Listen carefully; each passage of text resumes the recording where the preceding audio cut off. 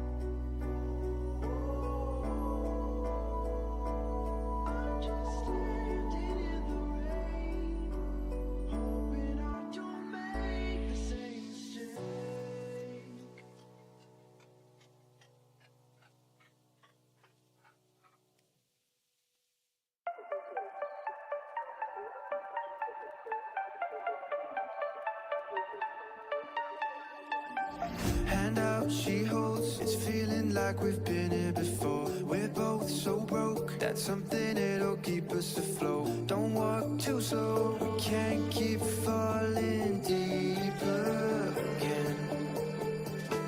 Came too close and the taste so far from pure.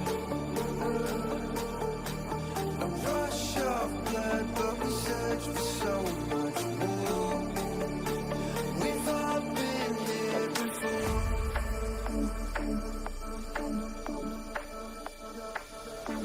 We've all been here before.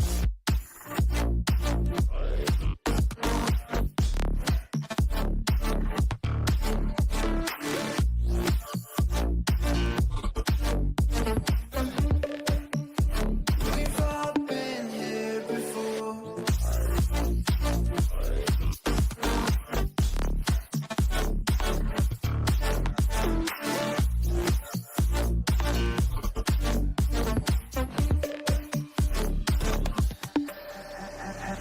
Hand out, she holds. It's feeling like we've been here before. We're both so broke. That's something that'll keep us afloat. Don't walk too slow. We can't keep falling deeper again. Came too close and the taste so far from pure. A rush of blood, but we search for so much more. We've all been here before.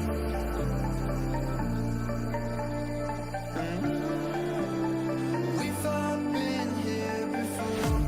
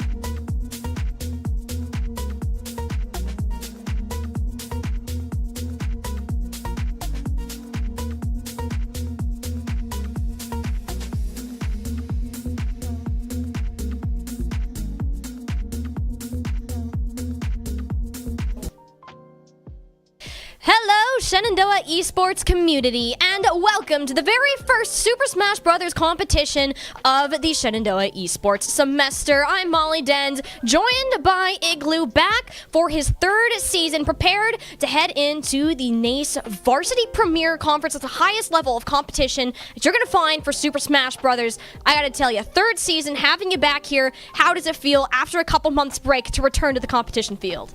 Oh, Molly, it is just incredible. I mean, I compete as an individual outside of SU, but there is just something truly special about competing for Shenandoah. I mean, not only just the team, but the school itself supporting. The school does an amazing job of supporting in the chat, supporting us academically. I mean, being able to compete for your school in general is so cool, but when Shenandoah does what they do, you know, run an amazing broadcast like this, it makes it 10 times more, like, amazing.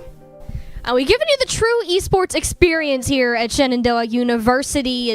Well, you guys, of course, you provide the competition. We got the broadcast stuff back here, and we're here to get a little bit more of information. What we're ready, what we're expecting to see from the Shenandoah Super Smash Bros. Team this season. And I heard that we have picked up a couple new recruits, along with several members of the returning roster. Can you give me just a little bit of breakdown of what team we're looking at this year?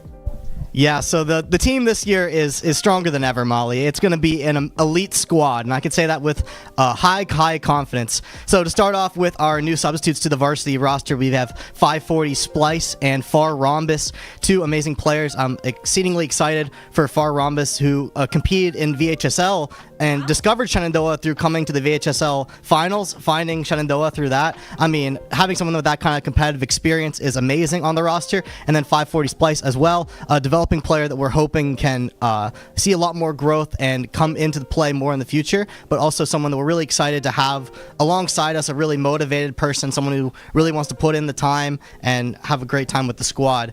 This team is stacked and ready to go, Molly. The starters, all four returning from last year. We got myself, Igloo. We got Kipp, the Pac-Man. We got AyeJay on the Falco, and we got Willy on the Terry Kazuya. I mean, multiple PR players, a lot of talent out there. Could not be more excited to compete for this team. And I've heard such good things, like even myself, not even super involved in Super Smash Bros., hearing just from the esports program and players and people from beyond the community too, about how good, how high the expectations are for the Shenandoah roster to perform. You have some of the best players in the entire Virginia, Maryland region, if I'm not mistaken, on this roster. And I'm sure not only that does put some pressure on you guys to perform, but you're experienced competitors. You're going into this with a sound mind, returning to a familiar space. But I want to focus a little bit more. The series that we have on hand today, you'll be playing against Radford University, one of the new teams that you'll be playing against in your new conference. And I want to get an idea of what your expectations are heading into today. Yeah, so to be fair, we have played Radford 2 times in the past. We have a lot of new teams in our pool, but Radford is one that we have I've gone to the duel with in the past, so I can say that we have some experience. A lot of returning players on that squad. I do know their captain, Populous Bark. The K-Rule, he gave us some tricks last year. We're hoping we don't get caught by K-Rule down smash this year. So excited to play him and play their whole squad. We are pretty familiar with them. They're worthy foes. They have Robin, I believe, and a few others that we're expecting, but it should be a good match. Well, we're all looking forward to seeing you get out there and do what you do best on the stage, and that is brawl it out in some Super Smash Brothers. Thank you so much, Igloo, for joining us here on the pregame interview. We're going to go ahead, get that action set up for you in just a couple minutes. Don't go anywhere. Radford versus Shenandoah University coming right up. Shenandoah University is a big little university rising. With 22 Division III sports teams, over 200 areas of study, over 300 annual performances, an elite academic esports program, nationally ranked health professions programs, one of the biggest university presences on Broadway, immersive AR and VR learning programs, cybersecurity and computer science programs, and innovative undergrad and graduate programs. all at a place that cares for you. Shenandoah University is the big little university rising. Find out more at su.edu/rising. We have the Esports Arena right here on campus in Winchester, Virginia, and this facility acts as the hub for all esports activity at Shenandoah University. Students are able to use this space not just for competition and practices, but also as a living learning community and a sandbox for them to come and explore and practice and try out things related to and through esports in the gaming industry, so that they're getting that hands-on learning and the skills necessary to help them find a career by the time they graduate. We also have the professional level broadcast production booth, where we do all of our broadcasting and production, from casting of our games that we play right here on campus to working with outside entities to record footage for them as well. In addition to the space that we have here in the Esports Arena is the Esports War Room. Our students get to use that space for studying, but also outside projects. So our students get to use this space for professional development and the academic side of our esports program, which is such a critical component to go with that competitive element that we have. So we combine all of our facilities at Shenandoah University with competition, community, and career preparation. We have over 250 days of programming, and there's something for everybody, and we want you to be part of it.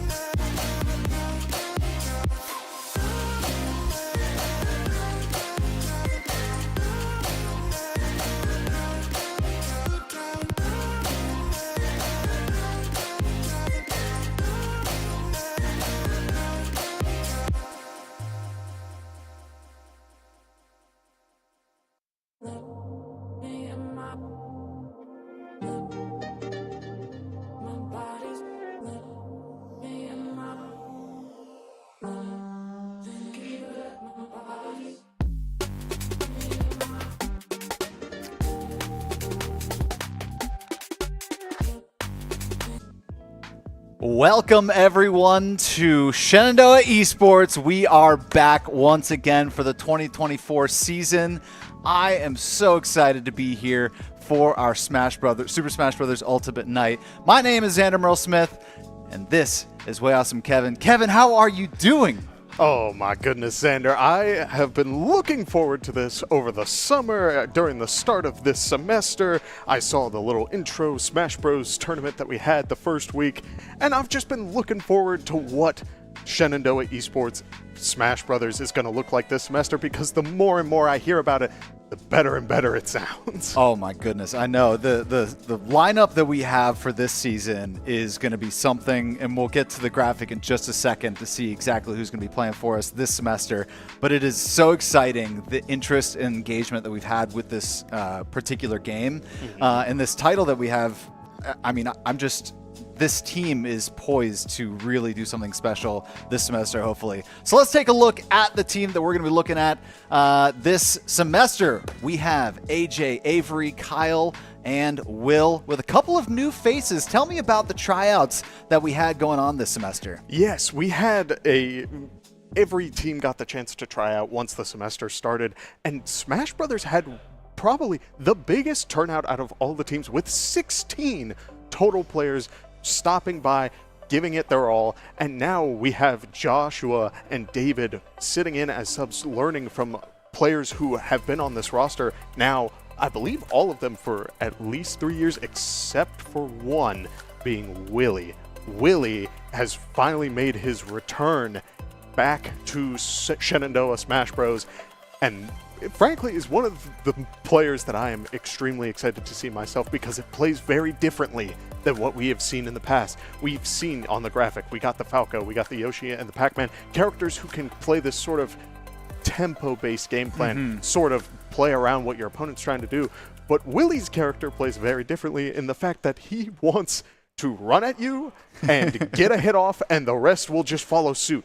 So it's suddenly very different, especially because last semester we had Mustafa on his Wolf, who, again, another character playing this sort of ebb and flow type playstyle. But now, I mean, I don't know. It could be extremely interesting. We'll just have to see once these matches start up against our big opponent, Radford. That's right. And let's go ahead and take a look at the standings. Obviously, we've just started off our season, so there's no ones and O's and ones just yet, as this is the first match of the season. But this is the NACE Premier League East 3rd division, I believe. Correct. Where we've got a ton of new teams and new faces. Shenandoah traditionally has been facing off a lot of the same teams year over year, semester over semester. And to see this many new teams, I'm pretty sure the two teams we've played before, Radford and JMU. Eastern Tennessee, I believe. Oh, yes. ETSU is the other team that we've played before. JMU, actually, even though they're geographically super close, I don't believe we've met them in any NACE matchups. So, which is crazy. Which is crazy. I mean, we could go down there anytime and go play it in person when we wanted to, because they geographically, seriously, are just right down the road, 45 minutes probably. This is an indirect challenge, JMU. If you're watching this broadcast, you should get over here. If you want to play your match in person, I mean, let's go. No, I mean, this is a really cool thing for this team, because they have been, facing a lot of the same players, not only just teams, but same players. So on one hand, you get to get comfortable with certain matchups, because you know exactly not only what player they're going to be playing, but how they're going to play that player. Now we're presented with a slew of new teams, and so there's a lot of question marks going into this season. We can only research as much as we can, both as casters and as players, based on the information that's out there. The really only true test of how we stack up against them is facing them. Oh, yes. And speaking of, I love the fact that now not only are we seeing a whole bunch of different universities, this game has so many different characters, and it's still, despite being almost 6 years old, we're still seeing a lot of character diversity throughout the meta of Ultimate. And so as we go into these matches, we have heard a little bit. The team has done their research. Despite being in the new league, they still have gone through resources to find out who they're up against, what sort of characters to expect. And again, time and time, we're seeing characters that we don't always see on this desk. I've seen Mega Man maybe once, but also Zelda again, maybe once. But we're seeing a lot of these zoners, a couple of sorties, which is generally stock standard, and then a Terry player. So I'm a happy man. I know, and the fact that you get to see that sort of diversity in the gameplay is something special. But speaking of diversity in gameplay, the research done on this Radford team, they've got quite the roster. Yes. They are deep as far as the players that are both their starting roster and the reserves that they have. So knowing exactly who is going to be their starting roster, who's going to be playing on any given day is already tricky enough. But then the depth that some of these players have in their what we're kind of expecting them to play is anybody's game or guess, because we've got a couple players like I remember we checked out Populous Bark, right? Populous Bark pretty clearly is going to be playing King K. Rool. Right. However, we've got another player in Dat Boy who has listed probably 5 or 6 different mains that they could bounce between. So that alone is question marks for our players to react to. And that kind of is the exciting format of the crew battle style, right? And tell me a little bit about the crew battle. It's a little bit unique to the collegiate scene. Oh, yeah. So going into this, again, Smash Bros. Being a fighting game, you're expecting this sort of 1v1 environment. And while that is encompassed in the actual gameplay itself, this is a team environment, which means now 4 players versus 4 players, but 1 at a time for both teams. You send in your respective players, they go up against each other with 3 lives each, and let's say Shenandoah walks ahead but lost 2 lives in the process. Then Radford would send in their next player, but Shenandoah would keep the same player and lose 2 lives. They'd play that match out, Shenandoah loses that 1 life, then they get to choose who they send in next, and that really encompasses the strategy of what all can go into this. It's not only just about the matchup, but also if you can get that early lead, it really sets you up for success, because then you're getting counter picks for stages and bans and all of this stuff that in a normal sort of double elimination bracket style, that's what you want. You want that early lead, because then you can start feeling out your opponent. You can really get a good idea of what they want going forward. Right. Nobody wants to play from behind, especially early on in the night, but early on in the season. So getting that early lead not only builds confidence within the team, but also if every matchup after the first 2 players was dead even and you had a stock advantage, that rolls and ripples all the way through the rest of the match. So I love the sort of strategy that it takes 4 players to kind of come up with a game plan. Obviously, when you get down to it, it is a 1v1 game. And when you are sitting in the hot seat, it is all up to you and how you face off against your opponent. But there are bigger factors at play in how many, even if you were able to take 1 stock off before you knocked your 3 off and the player's just better, but it was one of their anchor players and you're able to just chip away at their stock count.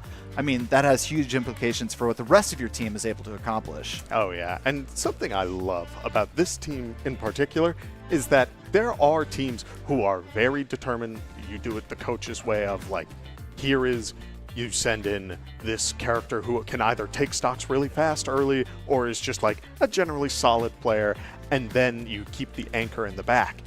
But Shenandoah's team is so well-rounded that they all sit down and will talk through these matchups. They will make sure that everything is, they're all on the same page. They're not trying to send each other into a potentially horrific situation, because it can be so detrimental. You may think, oh, this matchup may work out surprisingly well. Like, sure, you have a reflector for a projectile. That means this must be good, right? But there's so much more that goes into it, and having these players, I mean, literally sitting right behind us talking together about it. Yeah, see, look at that. I know it's dark, but they're right there. Yeah, and so the trust that they have in each other and that level of communication is special, and I'm hoping we get to see the fruits of this level of communication during this play.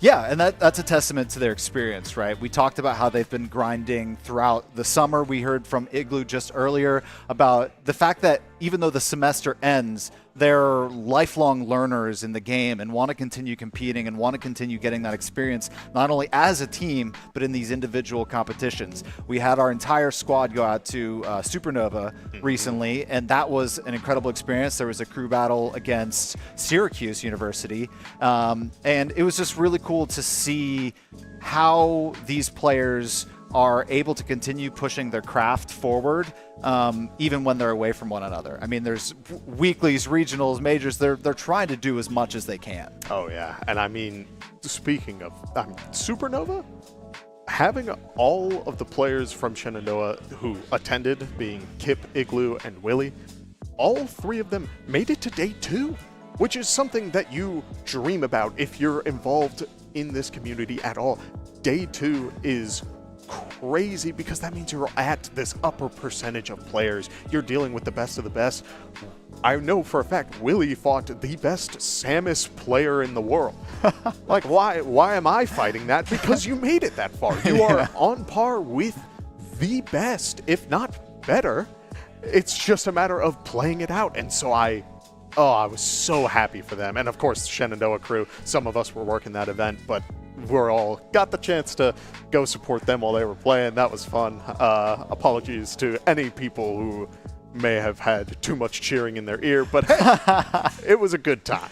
The benefits of being regionally close to that as well. Right down the road for us, one of the best Smash events that is really honestly takes place on the East Coast. Oh, yeah. And the fact that we get to just go right down the road and bring a giant crew and support the players and just really bring Shenandoah to an event like that.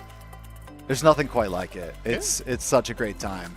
We are getting close, ladies and gentlemen. I will tell you, I know there's no counter down here anymore, but we just got done with our hand warmer button checks, and we're getting ready to load into game number 1. So game number 1, the teams, they have to pick their order, not right away, but they have to at least pick their starters, right? Right. So we already know who we're going to be starting off with, and today it's actually going to be Kipp. Kipp on that infamous Pac-Man player, right? I mean, he loves that. Tell me about some of the strengths of Pac-Man, and I don't know for sure if we have our opponent's character just yet, but what are some things that we're looking for Kipp to do tonight?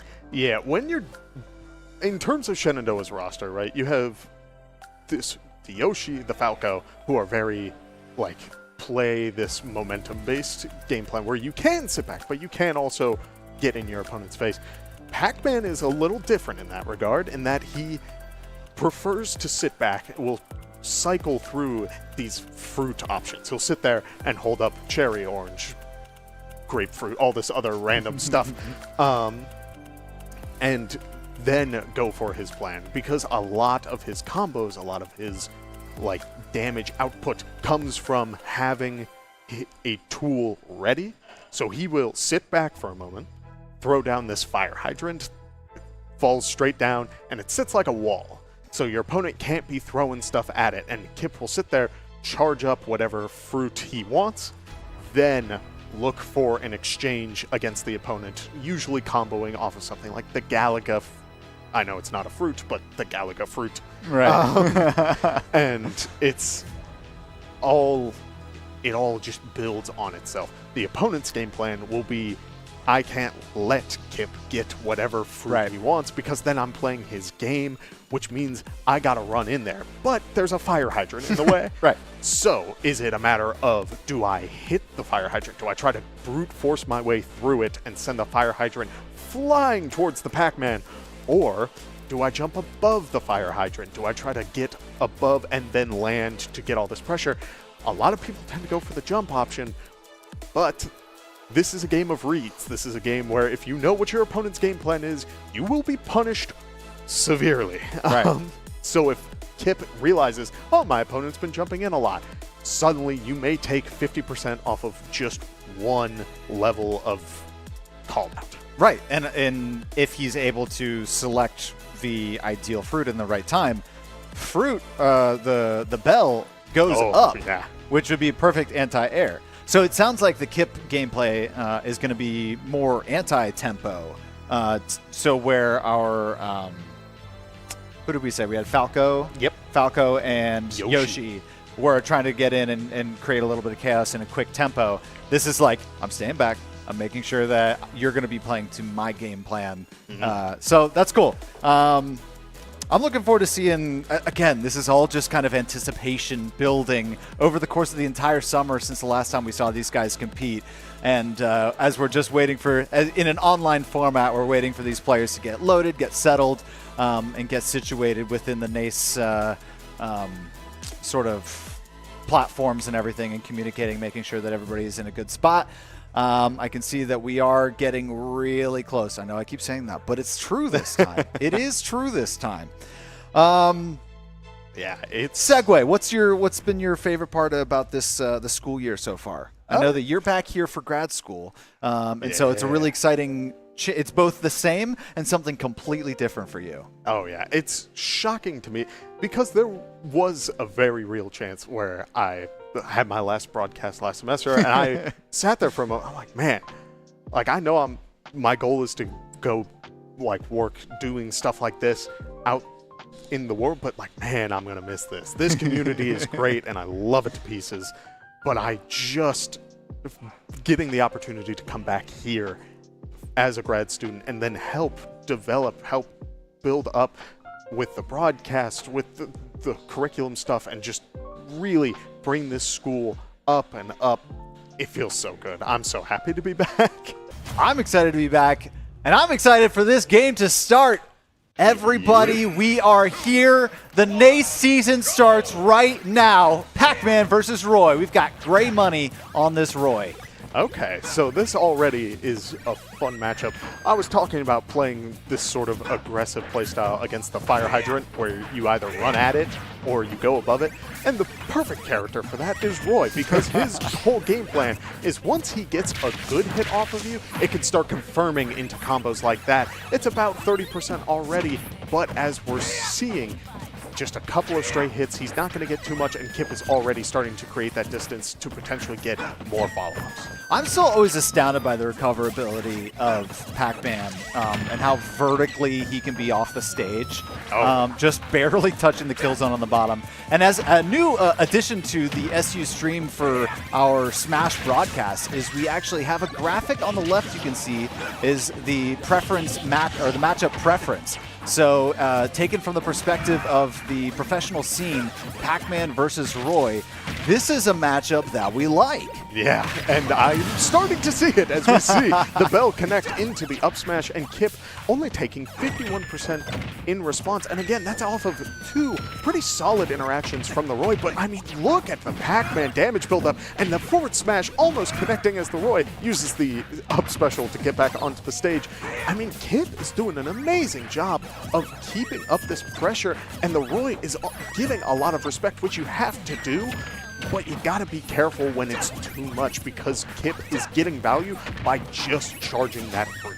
Yeah, and already a full stock ahead. And even just a little bit of response damage there after finally being able to break through the defenses of this Pac-Man. And the Bell and the kill confirm! And that's going to be down to one stock already, just 65% on the Pac-Man. And, I mean, between the first stock taken and the second, Kipp only took 15%. It's truly just racking up. Oh my goodness.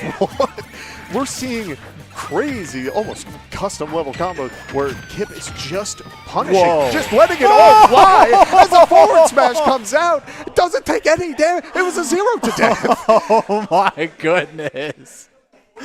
That was unbelievable stuff. I'm happy with this start. I'm good with this. I'm sure they're pretty happy too. And you're talking about custom combos in there. Tell me a little bit about that. Yeah, when you have, there's a level of this combo being true, or like there's this, like this hit will guarantee follow up into this next one.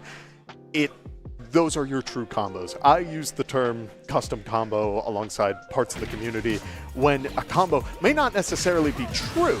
All the hits may not necessarily connect the way you want it, but if your opponent isn't reacting in the proper way, suddenly you are getting all of these hits stringed together. I mean, look at this one. It's beautiful, and I love it. Now, I did like, from what I saw, the Roy is known for being just all run forward, hit your sword button, swing at your opponent, it'll probably work out.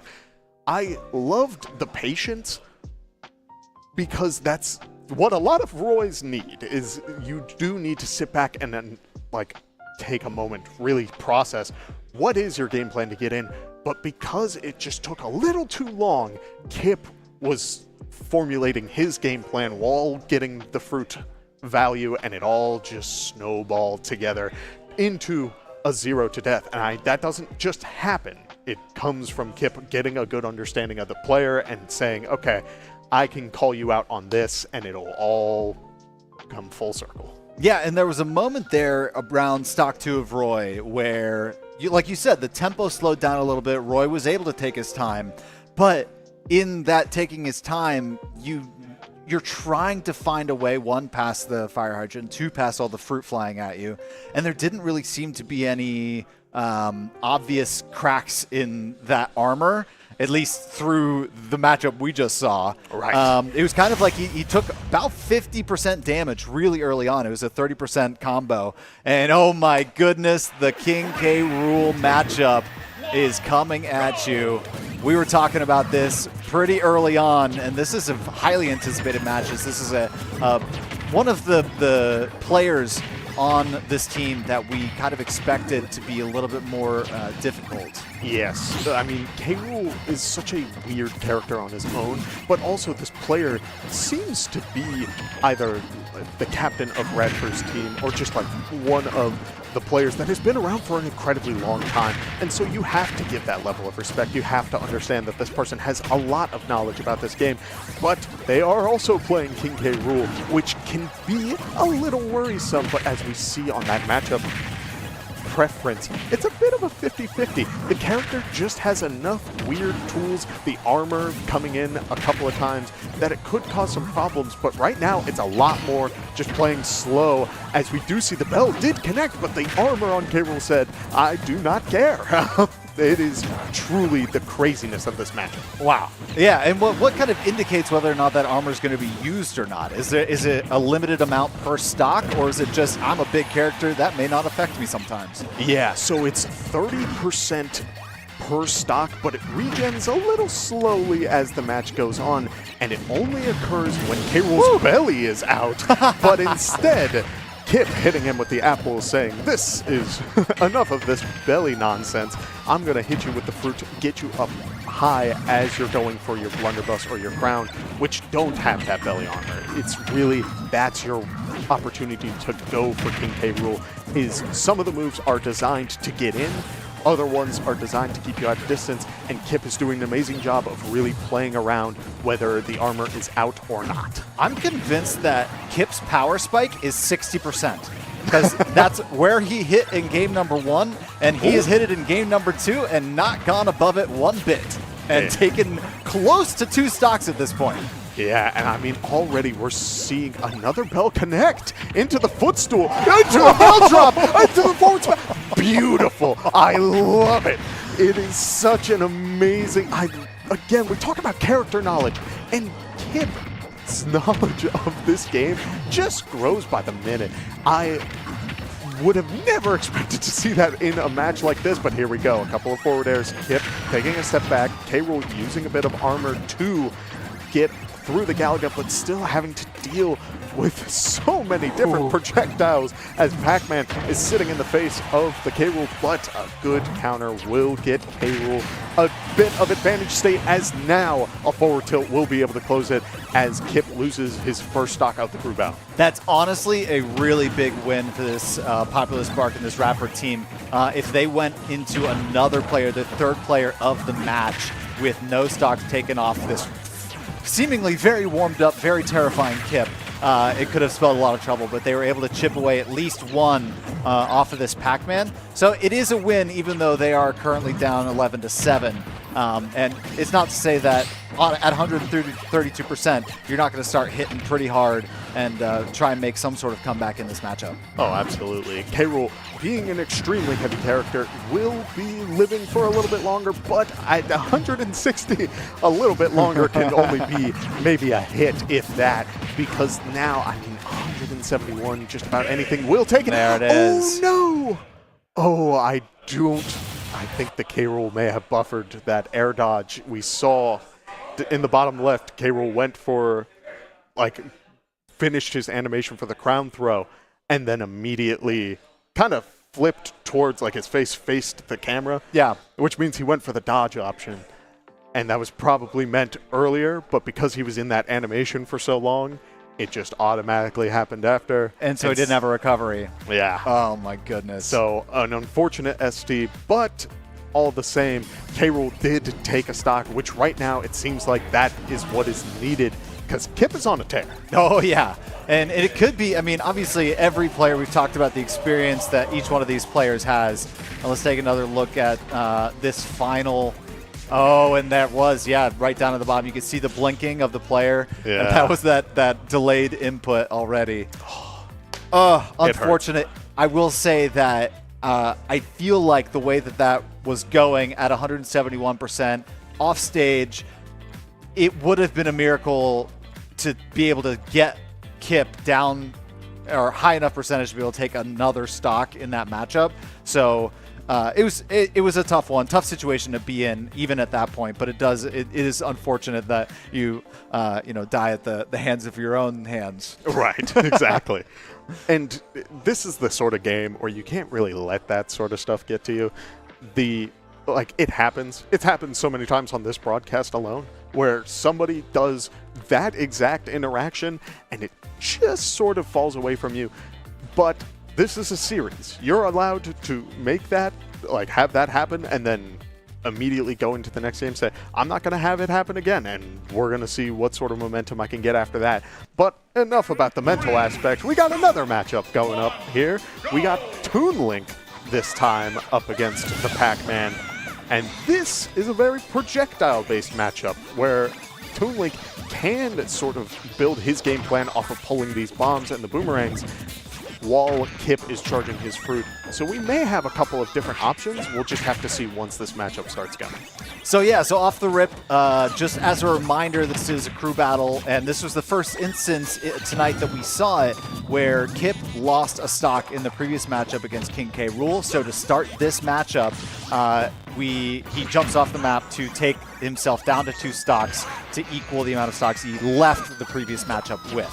So he is already at a handicap from the hands of King K-Rool. Yeah, and already we're seeing the matchup chart just sort of saying it's about a 50-50 either way. It's personal preference almost about how do you get through each other's game plans when you're dealing with a bunch of projectiles from both sides. I mean, the Toonlink throwing out the bombs, trying to get Pac-Man to stop charging anything, and Kipp in response just holding down the shield and getting just the charge a little slower.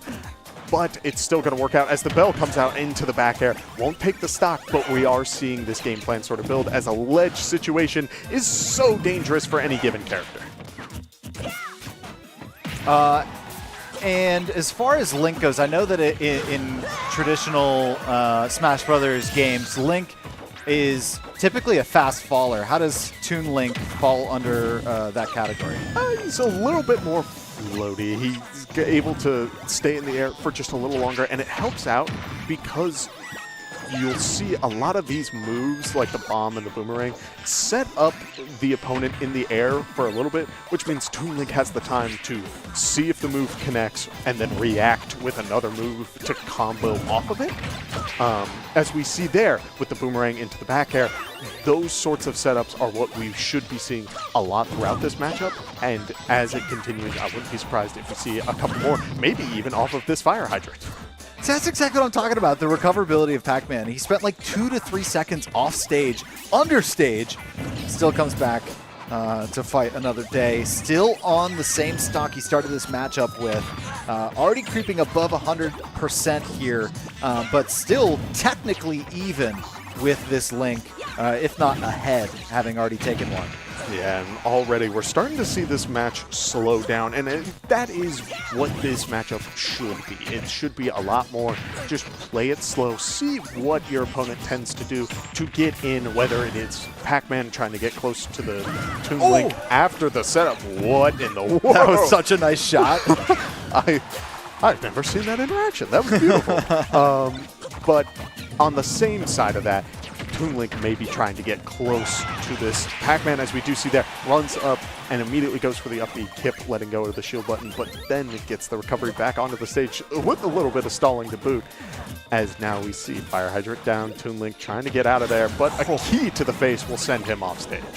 And this would be huge if Toon Link is able to get this stock off of Kipp before he goes down to the single stock here. Both players deep in the red, so any mistake here could cost them and send them down 2-1. But as we talked about, this is a very projectile-based matchup, and so it is a lot slower than some of the ones we've seen where one player's trying to set tempo with their own projectiles and one player's just trying to get in close. Both these players happy to sit back, and wow, Kipp at 164% on that second stock. Technically first stock of this match is laying it on thick, and already 48%. Nice combo to start this third stock. Yeah, and we do see, I mean, the biggest factor working in Kipp's favor right now is that now he's got this rage built up, which when you're at a higher percent will mean that you get more knockback from both sides, as now the up special will be able to take out the Pac-Man, but at what cost? Toon Link now at 94%, Pac-Man with a bell in hand. It's a very dangerous position, and I wouldn't be surprised if we do see Toon Link get a little bit more aggressive, as now it's sort of an all or nothing. Yeah, absolutely, right? I mean, it's now down to a 1v1 in this instance with obviously the 9 stocks of other players behind SU, but this is with, if you're not able to take out this one player in Kipp, then you are down to your final player against still Kipp, and then 3 more in 9 stocks of other players left. At 139%, it's a tall order, though. Right, as we do see Toon Link, again, taking a second to sit back, but now we see the aggression, where they're looking for a very specific opportunity, where Pac-Man isn't around that fire hydrant. We'll see a lot more swinging when either Toon Link gets rid of it, or Pac-Man is still on the ground when the fire hydrant is gone. Otherwise, Toon Link doesn't feel comfortable to get close and approach, as now a fruit charge, the bell in hand, Toon Link sitting back, going for the ledge, is hit, but the up smash will not connect as Toon Link decides to recover a little high, not grabbing the ledge and hitting Pac-Man in return, as we do see. Sitting back again, clanking with the melon, going for the up special. It does not connect. The Pac-Man grab, calling out the spot dodge. Goodness. It's not enough.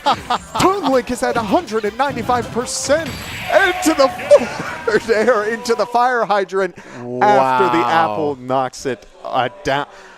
Man, how, again, there is so much that this character can do, and I don't get how Kipp keeps all of these setups straight in his head. It's beautiful. It is. It's a sight to behold. Kipp now having taken 9 stocks off of Radford in just this match number 1. I will say, we talked about how you talked about the mental game a little bit and how you shouldn't let certain head-to-heads get to you in certain instances. This is a best of 3 in the crew battle format. So if any one of team's stocks deplete, that is 1 point. And then we will move to a second set where we would be reset to 12 versus 12. We would go back to see who the first player of each team is. I want to say that if this ends the way that it currently is going, we would really like to send Pac-Man out again to start. But we also want to get, there's you know, more players on the team want to get a little bit of competitive experience before we, you know, go further on down the road. If we just played Kipp the whole time, then it would just be one-man show, and it would be a Kipp battle. Right, exactly. I wouldn't be surprised going into the next one if we do see them send in the Toon Link first, because that player definitely had the most sort of tempo matching with Pac-Man so far. I agree. But this could be a very interesting dynamic as well. I mean, Zelda definitely able to utilize projectiles a lot better too. Yeah, Zelda waving goodbye as Pac-Man goes off stage to set the stock to 1. As we will see, big spaceship coming out from the taunt. And now the fire hydrant coming down, Zelda going for her game plan, as we may see a potential follow-up, but a lot of this matchup is going to be based around that Phantom right there. Right. Zelda wants to control this horizontal. Kipp wants the fire hydrant to stop the horizontal, and that is what a majority of this matchup will be, as we do see this sort of favored towards Kipp, in terms of the matchup. That Phantom, can you tell me whether or not she's able to hold the charge and when that Phantom attacks, or is it pretty much the same timing every time? Oh, she can choose when it releases. Okay. So every second where that armor charges, as we see the forward smash come out saying, enough with this armor. But when that armor comes down in pieces, it will decide how far the Phantom moves and how much damage it does. Gotcha. Once it's a full suit of armor, it can sit for a solid couple of seconds, but at any point, if Zelda presses the move again, it will automatically launch forward no matter how much armor it has. So she could hold that as a ticking time bomb to try and hold the horizontal sort of like neutral stage for a while, and then let it go for pretty severe damage. Oh, absolutely. As we do see, the amount of space it commands is just so much, but it's going the other way. Oh my goodness, that did so much shield damage. As we see, back onto the stage, going for the forward air. It will not hit the sweet spot, which would have taken that stock, but Zelda 130% going for the teleport. A very aggressive option, but Kipp able to react and up smash in return. Okay, I don't want to say anything, Kevin, but there is an elusive 12 stock potentially incoming if Kipp is able to maintain this 94% and get some combos like that, some early damage in this 1 versus 1. Yeah, and already I'm seeing Kipp starting to sit back. Whoa! Never mind. There is a... I said it. That was a big hitbox. You could fit a football stadium in. Wow. That connected. But still, a great call out, and now we will see another player come in because Kipp will be knocked out, but knocked out after 11 stocks. 11. I mean, that is unbelievable. Yeah, and I mean, a lot of this came down to the Zelda jumping in. We saw Kipp sitting back a lot, and the Zelda felt the need to walk forward, would summon the Phantom and then just walk towards Kipp or like jump in. And while, yes, the Phantom can sort of cover you if needed after any sort of interaction, it's more on... You don't have to be. You can play it a lot slower, play it with the side special and all of that, and play aggressive once Kipp is playing aggressive, because Zelda has a couple of boxing options to deal with what Pac-Man has to deal with, but still, either way, great call out to close out that stock with the up air. Now we have a Zelda player up against one of Shenandoah's players, either the Igloo, the AyeJay, or the Willy. So we'll have to see what they're cooking up. What they're cooking. We'll see just who's going to be sitting down here in just a minute. But yeah, that I will say you're kind of right in that call out about Zelda in that particular matchup. It did feel like a faster tempo Zelda than I've seen in the past, where utilizing a little bit more of that area denial with that suit of armor and then some of the projectiles, it really did seem like that Zelda was opting to box, like you said, like with the boxing options, which ultimately could have led to Kipp getting a little bit of free percentage in that matchup. Right, and that's something recently I've almost gotten a newfound respect for, is people who play zoners. Nobody likes fighting a zoner. No. Nobody enjoys watching a zoner, but I understand that sticking to that game plan is surprisingly mentally taxing. And I know a lot of players who play these sorts of characters who will stick to I'm going to sit back and hit you with projectiles game plan for like a solid minute, and then they get bored. Right. And so people who can stick to that, like we saw with the Toon Link, who was doing an amazing job of sitting back and really understanding I can play this slower. That's what I've learned to love. To that point, Toon Link sitting at 180%. Kipp never wavered on his game plan. He would set down his hydrant, he would go back behind it, he would charge. I would have just blood in my eyes, just waiting to assault as much as I could, throwing my percentage and my stocks at 180% player. But he stuck to it, and the results showed, right? And obviously Toon Link giving him the most trouble out of seemingly all of those matchups. Remarkable work from Kipp to lead off this SU team tonight and on the season. This speaks so much about the work they put in, and it's a really big morale booster. I will say in this matchup, speaking to some of these players, and especially Igloo before we got started tonight, they were confident coming into tonight, knowing some of these players based on some of their historical weeklies and results and things like that. But that's not to say that that is the case with every single matchup. So having high confidence, having that morale for your team going into a very difficult matchup could mean that you're able to overcome some obstacles that wouldn't normally be the case. Oh, yeah.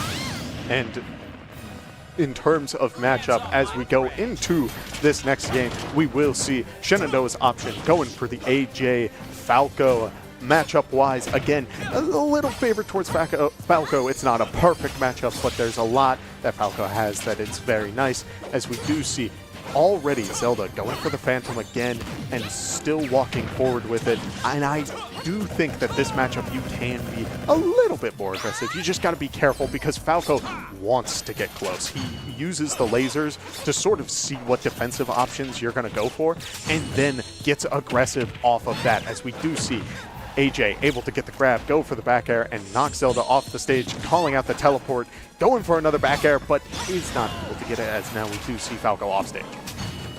This has been kind of textbook in the game plan of this Falco player, right? And we do, like exactly how you said, utilizing that suit of armor and then immediately pressing forward. That is going to be a beautiful finish to set number 1. Kipp obviously doing a lot of the legwork in that matchup, but then AyeJay on that Falco able to finish things off and take home the victory. So our team will now, or SU will now go up 1-0 in the series. Stocks will reset. Both teams will choose a new leadoff character and we'll go again. And it'll be first to 2 sets. So if Radford is able to pull out set number 2, then it's going to be a long night of Smash, and we're going to get a lot of action going on. Oh, yeah. And as for the game plan, I wouldn't be surprised. Generally, a lot of teams that win with that first round don't change how they send in their players. It's usually a response from the other team. Okay, we saw what worked well, and then we adjust. If you want to get really call out, aggressive, I think you're going to make this decision, therefore we're going to change our game plan, you can, but it's harder to do when your opponent is not doing consistent options like in the actual fighting game. You're going off of pure speculation. Right. Well, what an incredible match number 1 that we had here tonight to kick off the NACE season. We're going to take a quick break. Here are some replays if you missed the first round, and we'll be back for round 2 in just a moment.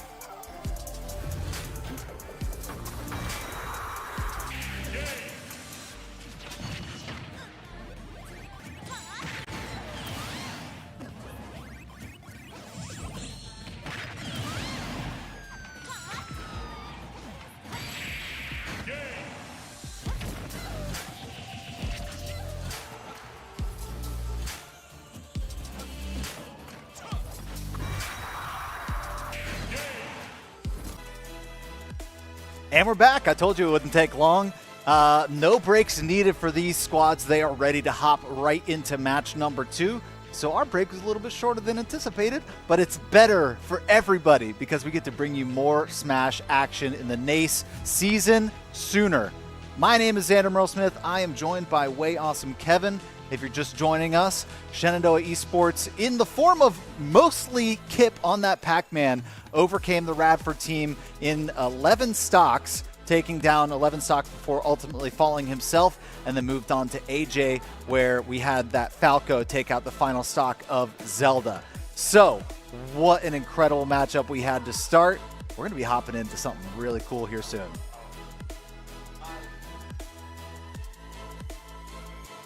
We heard from the team that they're feeling very good about what they all were doing so far. You know, the team is feeling good, feeling ready. Kipp, very excited. Loved the Bell footstool that he got earlier. But with all of that being said, I want to, we get to talk to the teams a little bit, and we heard, we want to hop straight into the next match.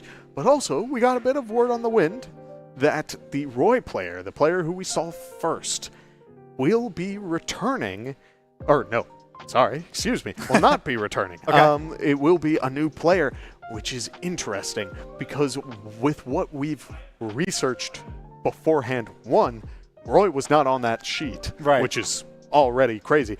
But two, the other options are other sword-based characters. You have Lucina, you have Ike, who play a very disjointed, if I'm going to have to deal with a fruit, why not just swat it away from a solid distance? So I'm curious to see which player they choose, but generally in terms of just pure fundamental, they will play relatively the same, unless we see a different, incredibly aggressive character we'll have to see. Yeah, and I don't know if we know who our leadoff is just yet. Oh. I see something very interesting in the form of a Jigglypuff.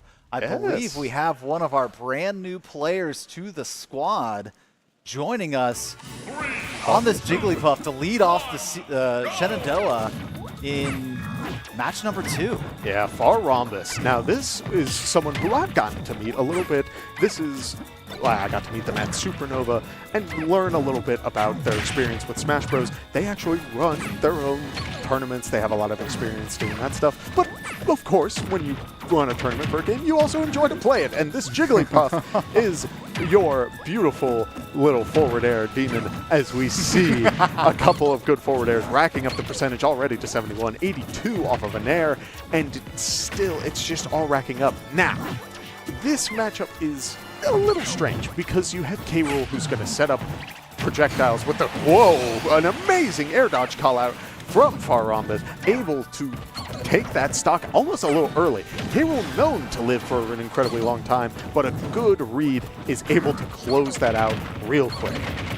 And something I was talking with Igloo a little bit before this matchup, and he's got to know his players really well, and obviously willing to speak with us a little bit about what he's expecting for the matchup tonight. Something he told us to look out for is if we end up seeing this Jigglypuff, that FarRhombus really likes to try and control the mid stage, the neutral stage of this, not necessarily this matchup, but don't know if we expected to see my goodness! the Jigglypuff versus the King K-Rool, but there it is.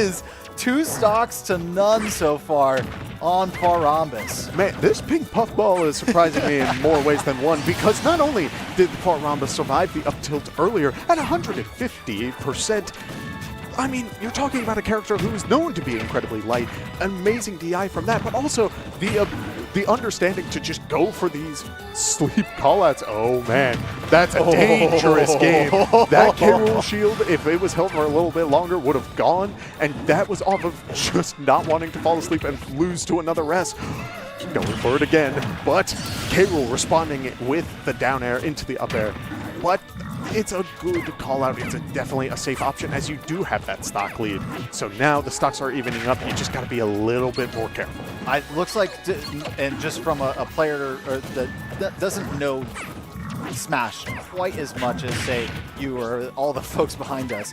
It does seem like going for that Sing has led to a little bit more of the deficit so far. Obviously, basically getting 2 comboed into that second stock, and now at 58 or 57% on this third stock. This is going to be a close matchup. It's going to come down to the wire. Right, as now K-Rool is at 103, able to survive a couple more hits, but he's using the blunderbuss to get a good bit of extra damage off again. Now we're starting to see that game plan. K-Rool going for the projectiles, trying to keep the Jigglypuff into the air and potentially get these up air follow-ups or these forward air follow-ups, as now we see Jigglypuff sort of dancing around, taking the time, sitting on the ground, saying, I'll just block the cannonball to start things off, trying to go for the roll. It won't work in this situation.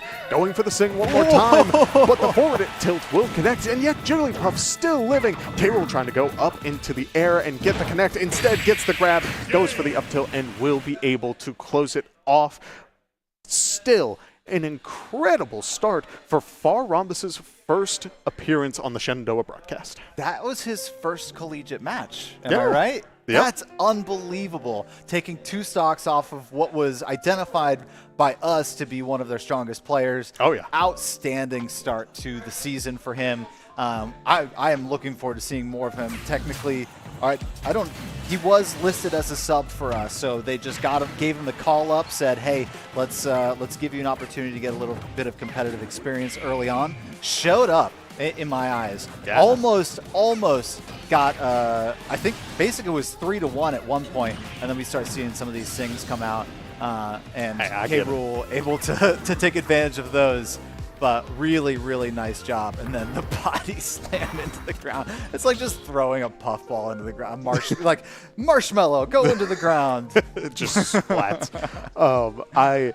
I'm very happy that we saw this sort of gameplay, but also this is sort of what the stock standard of a crew battle start looks like. Yeah. Is if you are going to go down, you want it to be by, like, you want to have taken 2 stocks, because then all you're asked to do is take 1, and the only knowledge you're giving is this is the character we're sending in. Right. Like, you're not losing any other stocks. Like, it's very reasonable to bring it back from this point, as we see AyeJay going in against the King K-Rool, as we may see a couple of good combos starting things off. And already, I mean, the matchup chart showing it for us. Falco loves a good King K-Rool matchup, but we will see K-Rool going for it all, trying to get the back air and just close out these stocks quickly. I wouldn't be surprised if we see more options like that from this K-Rool, where he's going to play extremely aggressive to try and secure these stocks early, because he's sitting on 1. He might as well try to get it now. Well, kind of as you mentioned, not really able to rely so much on that previous projectile gameplay, because it is slow moving, and Falco has a built-in reflector, so able to just send a lot of those projectiles right back at it. So has to get in close, has to use that belly and throw his weight around, so to speak. Yeah, as we do see K-Rool sitting back a little bit, going for the blunderbuss, able to go for the ledge, and AyeJay saying, you're more than welcome to go for the ledge. I need to play this matchup just a little bit slow. I don't want to be losing these stocks too quickly, as a nice reflector will send the cannonball back at the King K-Rool. One good up tilt, K-Rool able to jump out of it. Will we see the potential closer? A sour spot on the back air won't be enough just yet, but one good forward air, mixing up the K-Rool and going for the back air afterwards. Was able to close it. I am shocked. From the left side of the stage, he probably wasn't expecting the back air. Oh, you're right. So his DI was probably to the right. Yep. And it ended up being his demise. That was a really nice call out there. Oh, yeah. The mind games. Yeah, exactly. I'm learning, folks. I'm so, because not only was he able to sort of get behind K-Rool, like the mix-up opportunity, I always assume a Falco's going to land in front of you if they're using a forward air. I did not realize how nice it is for you to have that mix-up opportunity, because K-Rool's going to go for something. That move isn't necessarily the end-all be-all option for hitting a shield. But suddenly, if I'm going for a grab afterwards, thinking he's going to be in front of me, I'm eating a foot to the face. It's crazy. Correct me if I'm wrong. That was a lossless second round for SU, correct? Yep. So now going into the second player in match number 2 against Radford with 3 stocks for this Falco. In the crew battle format, once a player has been decided, and I believe as a character has been decided for that player, they are no longer able to swap. So that was a very advantageous position for Radford to be in, getting down to that 1-1 against Jigglypuff, getting that information of who they were going to be, who SU is going to be sending in next, because that is not able to be swapped off for this pick that we have in Lucina. Okay, so the Roy player most likely swapping out for this Lucina player, if our knowledge or our research ahead of time is correct, meaning that this player we have not seen before. And already I'm liking what I'm seeing because the Lucina is sitting back and using that disjointed sword hitbox to build up this damage. Not going for anything too crazy, but just making sure that if I can have space, I'm going to control it to the best of my ability. Yeah, and it does look like this matchup, obviously, about that midway, right? Not something that you're looking forward to facing off against, but not an absolute detriment if you're a Falco player against this Lucina. Obviously able to use the speed, try and get past that sword, but that's an early stock. Only 47% on Riled. Yes. Riled of Radford University. And a very good sort of call-out, because that forward smash would have not only gotten the regrab on the ledge, the timing of it would have gotten the neutral get up, and may have also hit jump. It's a very hard thing to time online, but the fact that this Lucina player has it down so far is a very nice thing to see. I love a good swordsman or swordswoman because it's just so, like, the tempo of the game can really almost fall into their lap. They have decent frame data, but at the same time, if you're caught swinging and not hitting anything, you may eat a Falco forward air to the face, which in this case evens up the stock count. And still only about 23% on that Falco second stock, so that was a really healthy stock and nice combos to put together. Now, basically head-to-head here, both teams at 8 stocks. This is both teams' second players, so about as even as round 2 could be. And again, like you said, this is more what we expect out of crew battles, a little bit more even keel, and that just shows the achievement of 11 stocking a team as a single player in what Kipp did in round number 1. Yeah, as we do see, not only do stock counts suddenly mean that these matchups are a lot closer, you see that players are a little bit more reserved. They're not going for anything too crazy. They're not trying to get overly creative to the point of potentially throwing stocks away, because you don't need to get these stocks to cover that deficit. You can play your standard game plan and really take your time, because if you're good at it, it can work out, as we do see Riled get another stock off of AyeJay's Falco. Unbelievable stuff here so far from both players, and this is right at the moment where you would expect the Falco to then return in kind and take another stock, getting down to 1-1, but not before some really nice damage coming down onto the Falco, and about 40% to 118.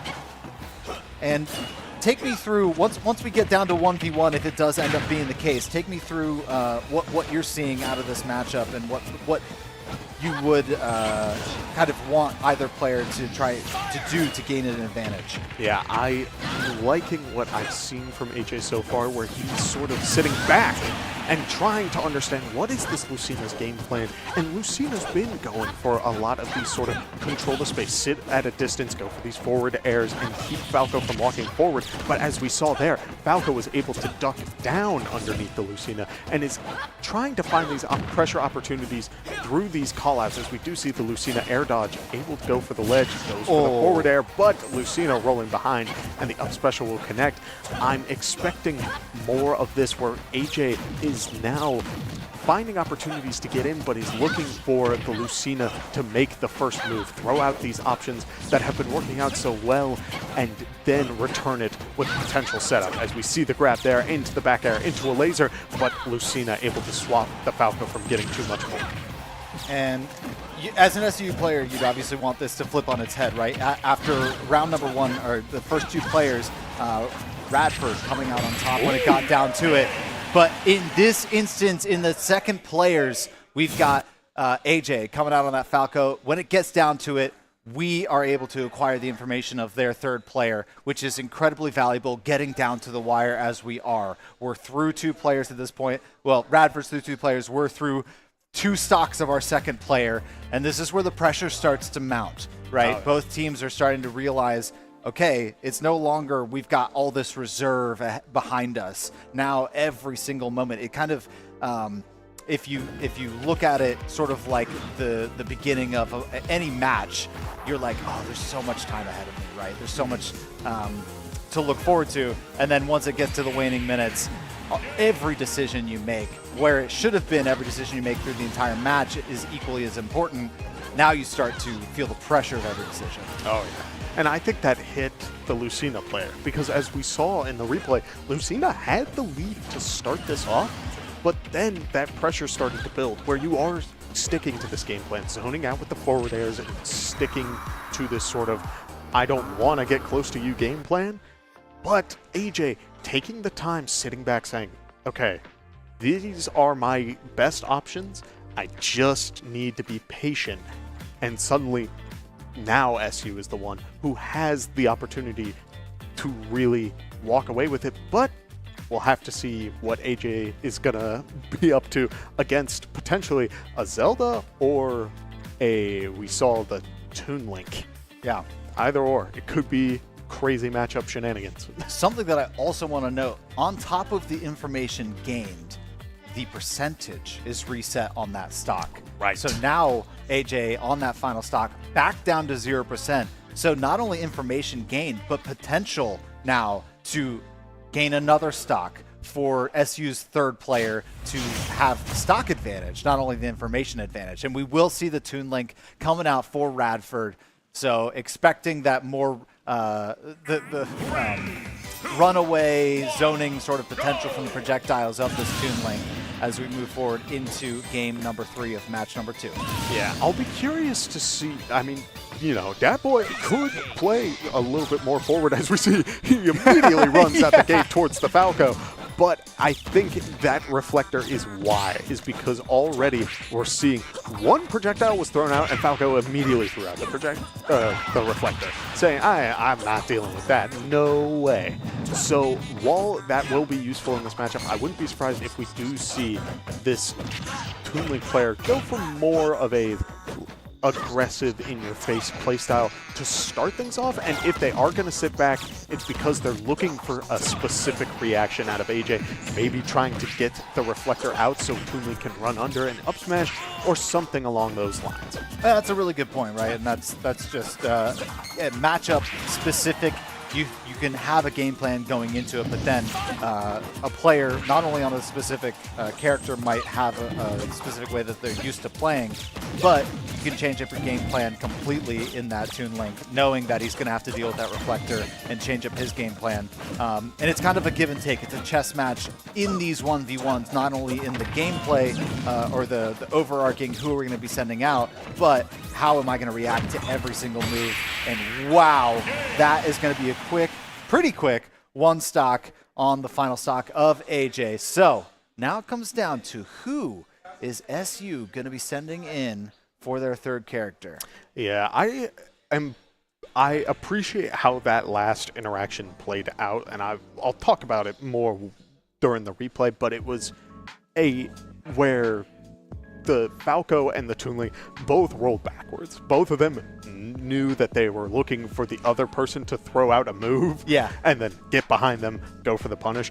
It's just so happens that when Falco went for the up tilt to confirm that stock, it missed. Toon Link was too small, so he went back like this. Toon Link was sitting right next to Falco's back, said, I don't have to care about this, and immediately gets the combo starter into the back air and closes out that stock. So frankly, both players, good on you. You had the right reads. It's just a matter of smaller hurt box.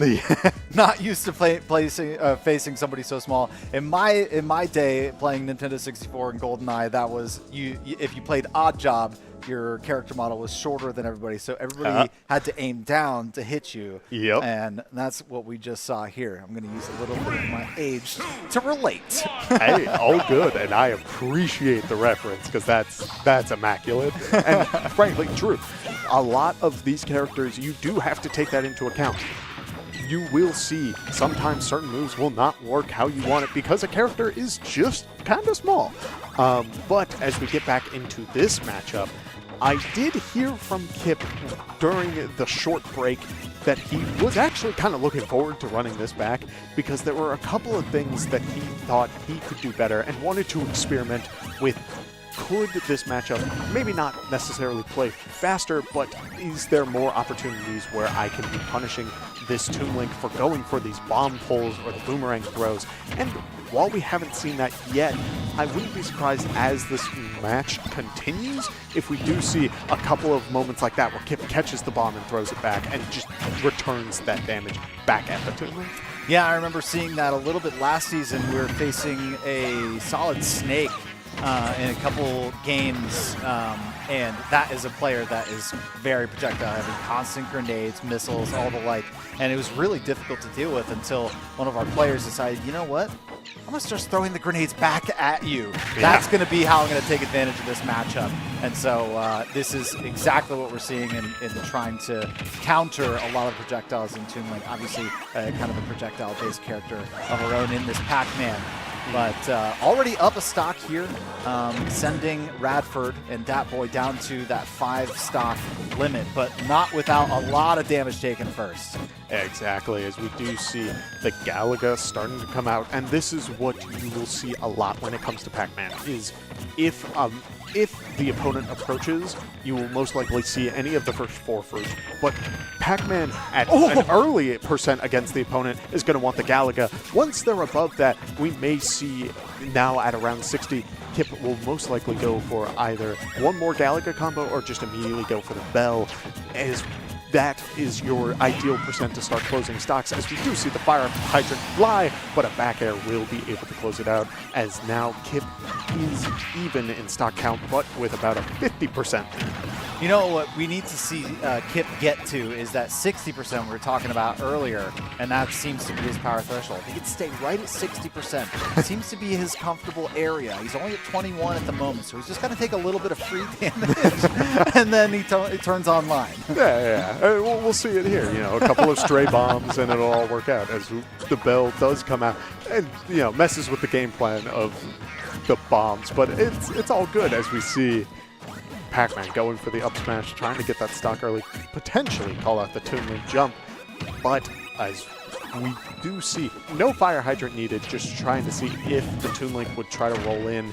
Nothing happens. Again, Toon Link just doing a very good job of playing this slow. I did not realize he had the Bell. That is on me. A little Bell damage so that Pac-Man wasn't able to punish the ledge. So now 150% on this Toon Link. Going to try and stay alive as long as possible. Goes in for that forward smash. Really nice job to utilize the ending percentage of this stock and get Pac-Man up to about 77% already. And definitely not done it. Now definitely done and dusted, but still a nice lead for Kipp on this Pac-Man. Yeah, the melon is one of my favorite projectiles because it moves incredibly slowly. And when you throw it up, it almost sits in place. It's like a black hole. Yeah. The thing just sits there and is menacing. Whoa! An amazing combo coming out from Dat Boy, and is able to even out the stock count again. Will we see? Dat Boy has had good opportunities and is finding these openings on Kipp. I wouldn't be surprised if both of these players thought that they wanted this run back, because they're both playing it incredibly well and are adapting to each other's game plans very well. I've been really impressed how, especially in that last kill confirm, the Toon Link denying the trampoline off ledge with the bomb kind of just trickling down and immediately going into the forward air there to secure it on Kipp. And now, I mean, it's 81, now 92% against the 9% of Kipp. And it is honestly, at this point, Kipp's game to lose. They want that information going into the final player because both teams have 4 stocks at this moment. Very nice. I loved that entire interaction because you got the double jump out of the Toon Link. He has to hit the ground, but Kipp is able to re-grab the bell and say, listen, you're going to hold your shield. You either stick to it or you are about to get a bell to the face, and sure enough, it plays out exactly how he wanted. Wow. Just an incredible job. I mean, that we knew from matchup number 1 that Kipp versus that Toon Link, that was a very even matchup, even though he came out on top in both instances. A little bit more so in round number 1, but here in match number 2, you can see the trouble that this Toon Link was giving him. As had a, I believe he had a lead at one point. I can't remember. No, it was Kipp that had the lead going into the final stock. But it was that one right there, denying the trampoline with that bomb, that I found to be a really great way to keep Kipp from being able to just stall out that edge. And that is there to finish off and send Radford to their final player, potentially of the night, but definitely of the match. Yes, and from what we saw before, it will most likely be this Zelda player again, which played very solid the first time around, but we noticed that they were very aggressive in their playstyle. So I'm a little worried about what that could mean for this Kipp matchup, which we saw earlier, but we'll have to see as we head into this game. Ladies and gentlemen, the final potential matchup of the evening, and that is, of course, if Kipp is able to secure or save and protect the single stock that he came into this final matchup with. If not, we are going to be going to the last player for Shenandoah. Let's see if there is a incredible showing from Kipp, or if he's even able to get some damage down onto this. If the game plan of this Zelda changes a little bit in that aggressive play style and decided to use a little bit more of the projectiles. Yeah, and already we did see the Zelda started to play a little bit further back to start things off, but the Galaga is what is causing problems to start things off because it was just able to really command that space.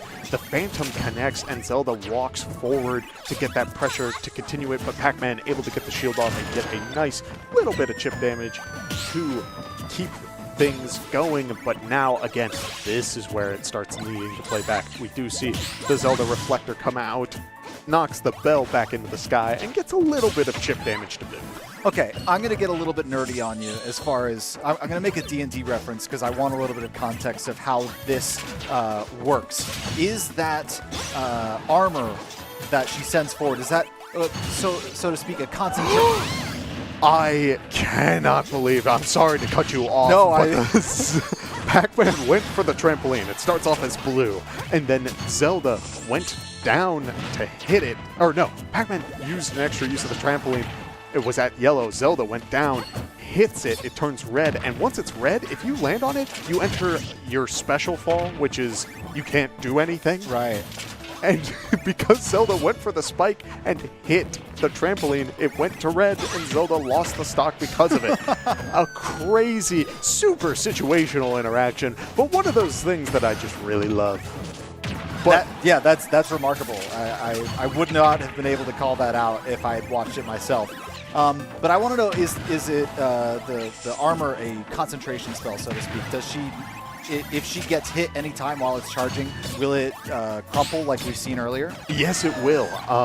Not only will the armor like crumple, but there's also a way that if you deal enough damage to that knight, it will collapse and you won't be able to use it for a period of time. Oh wow, it goes on cooldown. Yeah. The problem with that though, an apple onto the hydrant, able to close off that stock as we see Zelda going down, trying to get a read out of the Pac-Man, but isn't able to get that reaction as now Zelda's playing aggressive on the last stock, goes for the teleport. It won't be enough to take that stock just yet.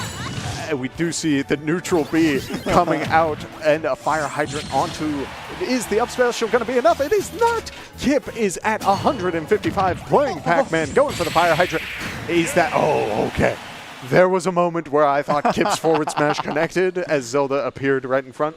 Instead, the teleport connected first and sent Kipp flying. What an incredible showing from Kipp. Like, there's a certain amount of success that you want to see from a player going into a 1v3 stock, and it can just be one stock. It can just be information on how that player's playing. This was that and 2 stocks, sending our final player of the matchup going in with a 2-stock advantage, and it looks like it's going to be our Willy player. Oh, man. Which, or I guess, or Kazuya. Kazuya Mishima against Zelda. This will be kind of funny. This matchup, we talked about like Kazuya's game plan at the very start of this broadcast, which is, I want to get in your face and I will hit you in the face as much as I can, and it will work out. What I love about this is that Zelda has the tools to sit away, but we've seen that Zelda does like to get a little close, right? Which could be very detrimental because Kazuya Mishima is going. There's no scarier man to be right next to than this demon. You don't want to get punched in the face by this guy. Yeah. So Zelda at 1 stock, but Shenandoah with 3 remaining. This is the last player for both sides. We will have to see how this plays out. I am super curious. Yeah, this is going to have to be a remarkable showing from this Zelda. Obviously already being down 2 stocks against Kazuya here. If Zelda is able to pull it out, this is SU's last player, and we will be all tied up going into the 3rd match. Right, and we already see, I mean, the Zelda immediately is saying, I'm not getting near Kazuya, but oh, here's the grab. Electric, Nair, goes for the down smash, trying to get a little bit extra. It won't confirm, but here comes another electric combo.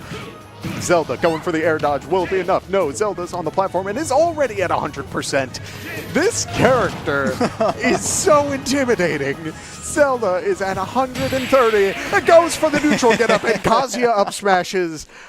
What do you do? Wow. It's a scary demon, man. all of 30 seconds of gameplay for Willy on the night, but what a showing to take out the final stock of the evening for Radford. An unbelievable job to kick off this season again, the NACE Premier League play. It's the best collegiate players in the nation, right? And obviously we're in a very small subset of that in our East 3 region, but this is the moment where you want to get these early wins and hopefully make it into the playoffs. And this is you start by building off of one win after another. And this team has remarkably showed up in a fashion that I think they would be proud of and can carry that momentum into week 2. And I think this is such a great way to start things off because it shows that they've not only do they still got it, but now we will start seeing matchups on teams that we haven't seen before going forward, which means that that aspect of fighting games, the adaptability, is something that I love to dissect, will be happening on the weeks going forward, and I could not be more excited for more Smash Bros. Ultimate competition. It's going to be great. Don't I know it? Now it's time to, I mean, it's no surprise to the viewers at home. Let's go ahead and talk about our MVP on the night, Kipp. On that Pac-Man, took 16 stocks tonight, 11 in the first matchup, and 5 more in the second round. I can only imagine if we had gone to another round, that number is hitting 20. Yeah. Like he was playing so well tonight, and it's just an amazing job by Kipp to really set the tone for what this team wanted to accomplish, and not only mentally but actually in gameplay get it done. Yeah, and truly, I mean, when you talk about intimidating characters, there's a reason why I was gushing about Kazuya earlier. You don't think about the yellow sphere. Yeah. But I mean, Kipp has done this time and time again where he shows up and just keeps going and over, is consistently getting more stocks than he needs. So I'm in awe of this player, and I'm so excited to see what he has for this semester. We've got a whole season ahead of us. Everyone at home, that's going to do it from us at the desk. We're going to send it over to Tiny Shiny to talk to Kipp and just get a little perspective on tonight. Thank you, Xander and Kevin, for casting our matchup today. I'm here with our match MVP, the Pac-Man himself, Kipp. Congratulations on your first win of the season and coming out of the gates absolutely ablaze. 11 stocks before you went down on that final one. Tell me, especially after this game one, how are we feeling? How was the vibes at the start of your Shenandoah season? I thought the vibes were the best they could be. We're a very momentum-based team, I feel like. So me grabbing those first 11 stocks and just kind of snowballing, it was set the perfect vibe for us that just kept our confidence up for the rest of the game. And you couldn't have set a better pace than that. Like from the very start, going in without barely a falter until the tail end. But you can't really even say that is a falter because how many players are actually going to get as far as you did? And this is just the start of the season. This is game one. What else do we have to look forward to? You beat Radford 2-0. You have several other matches that you have to look forward to. What kind of punch is Shenandoah looking to pack this year? Hopefully, I believe next week we're playing FIU, which has some really good players on it. They have this really good Mario player from Florida. He's one of the better Mario players in the entire country. So it's going to be a pleasure to play them next week. It's going to be a great time. Hopefully we can do what we can to win. I know that you very well could, and I do want to talk about today. We had a little bit of everybody kind of come in. We saw almost every player, including one of our freshmen who's very first time playing in a collegiate match. How was that experience kind of deciding to put FarRhombus in and having that chance to play on the big stage for the first time? How did that really go? I thought that was great. I feel like we were in a really good position to let the freshman FarRhombus get some playtime in.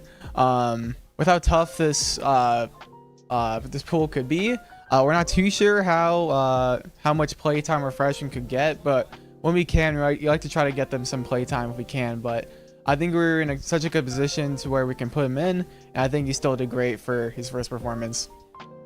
And absolutely, even us here in the back of house, you're like, Jigglypuff? Oh my gosh! And it's always so cool to see players their very first time on stream like this in an environment like this esports arena. You're not going to get it in many other places. So I'm glad to hear that it was a positive experience, and we can continue bringing in new players to the Smash team. But I want to scope back in a little bit. I want to talk about you. This is your fifth season? Right? Competing on the team? Something along those lines? Yes, so 5th season. There we go. We had to do a little bit of math there, but we got it.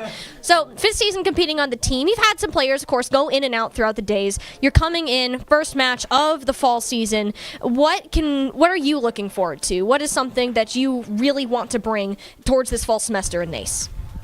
I just want the team to do as best as we can. I think we're well equipped to do extremely well this season. Especially with Willy coming back. It is such a pleasure to have him come back, and I know he's going to go on a tear when he gets the time to play.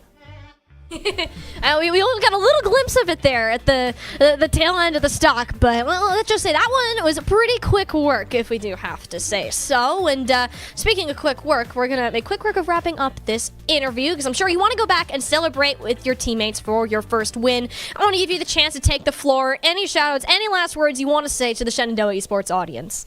I just say thank you for watching. Special shoutouts to my team. Some amazing friends out there, amazing teammates. It's always such a pleasure to be playing with them, and I hope we can continue to do well.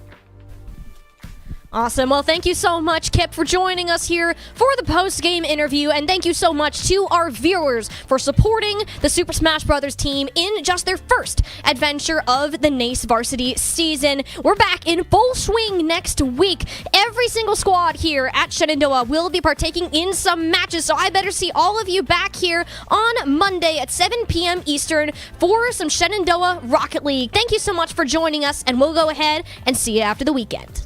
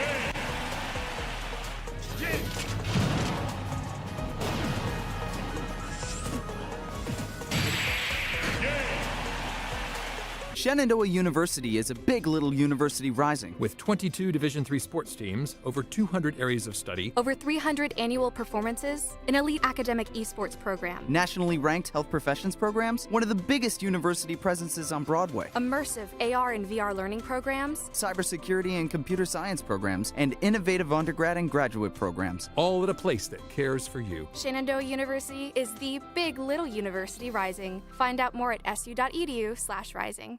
We have the Esports Arena right here on campus in Winchester, Virginia, and this facility acts as the hub for all esports activity at Shenandoah University. Students are able to use this space not just for competition and practices, but also as a living learning community and a sandbox for them to come and explore and practice and try out things related to and through esports in the gaming industry so that they're getting that hands-on learning and the skills necessary to help them find a career by the time they graduate. We also have the professional level broadcast production booth where we do all of our broadcasting and production, from casting of our games that we play right here on campus to working with outside entities to record footage for them as well. In addition to the space that we have here in the Esports Arena is the Esports War Room. Our students get to use that space for studying, but also outside projects. So our students get to use this space for professional development and the academic side of our esports program, which is such a critical component to go with that competitive element that we have. So we combine all of our facilities at Shenandoah University with competition, community, and career preparation. We have over 250 days of programming, and there's something for everybody, and we want you to be part of it.